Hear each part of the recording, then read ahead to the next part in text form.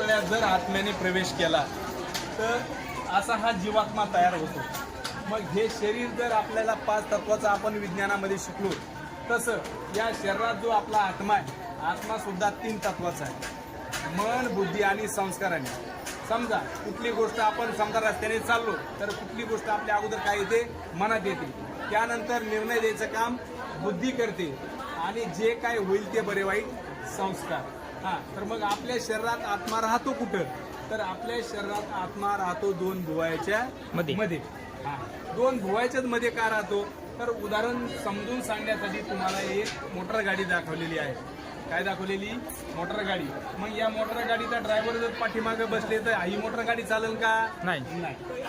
त्याच्यासाठी ड्रायव्हर कुठं बसायला लागेल, जिथं स्टेरिंग आहे, जिथं समजा तुमचं ब्रेक आहे, जिथं गिअर आहे, तिथं ड्रायव्हर बसला तर जशी ही गाडी चालते, अगदी त्याच प्रकारे आपली ही शरीररूपी जी गाडी आहे, त्या शरीररूपी गाडी सुद्धा 2 भुवयाच्या मध्ये जो आपला आत्मा म्हणून जो ड्रायव्हर आहे, तो ड्रायव्हर बसला तरच आपली ही शरीररूपी गाडी चालते. संभाजी सुभाष परजुने. आपण काय म्हणून काम करता याच्यात? आम्ही हे ओम शांतीचे तुम्हाला हे ज्ञान सांगतो. बरं, आपला का कुठलेत आपण? खालापुरी. आणि दुसरा पाठ हा परमात्म्याचा असतो. म्हणजे जसं आपण पाठीमागच्या पाठात शिकलो की आपल्या शरीरात आत्मा असतो, तो आत्मा 2 भुवयाच्याच मध्ये राहतो. तसं मग परमात्मा सुद्धा कुठं राहतो, तर परमात्मा राहतो परमधामामध्ये. त्या परमात्म्याचं नाव आहे शिव परमात्मा.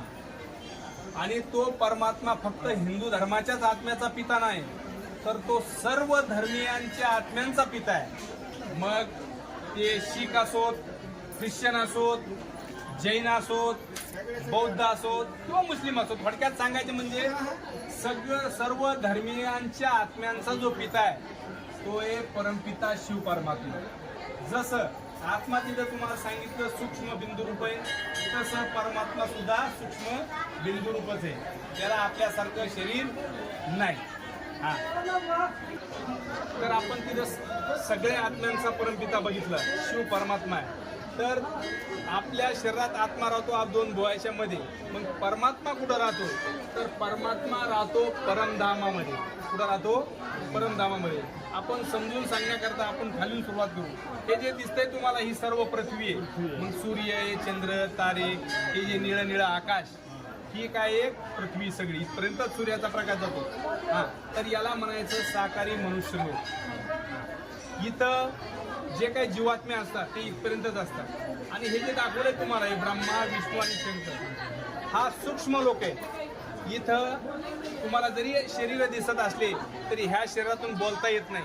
हे फक्त आपण त्याला काय म्हणू, प्रेरणेद्वारे काम चालतं, म्हणजे संकल्पाद्वारे काम चालतं यांचं, ब्रह्मा, विष्णू आणि शंकराचं. आणि हे 3 पुऱ्या झाल्यानंतर हे जे तुम्हाला डॉट डॉट दाखवले आणि शेवटचा हा मोठा दाखवलाय, हा एक परमपिता शिव परमात्मा.